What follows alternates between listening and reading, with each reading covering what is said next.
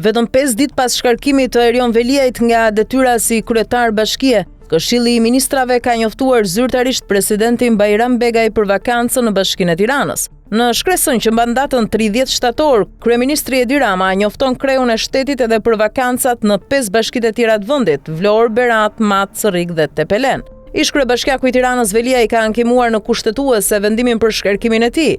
Mbetet që ligji të interpretohet teksa është saktuar relatoria e çështjes, por jo data e shqyrtimit. Sipas afateve që përcakton ligji, gjykata kushtetuese ka afat 4 muaj për të vendosur seancë shqyrtimi të këtij ankimimi. Mbetet për tu parë nëse vendimi i kushtetueses do të përkojë me procedurat e ndërmarra nga Këshilli i Ministrave për shkarkimin e tij. Sa kaq, presidenti i Republikës ka afat brenda 48 orëve, duke nisur nga sot për shpalljen e dekretit. Kështu së shpejti do të kemi datën e zgjedhjeve të pjesshme për të 6 bashkitë në vend të cilat kanë mbetur pa drejtues. Kujtojmë se Veliaj u shkarkua zyrtarisht nga posti i kryebashkiakut të Tiranës më 25 shtator me vendim të Këshillit Ministrave pas propozimit të Këshillit Bashkiak Tiranë. Arsyeja e shkarkimit të tij vjen për mosprezencë në vendin e punës për 3 muaj me radhë.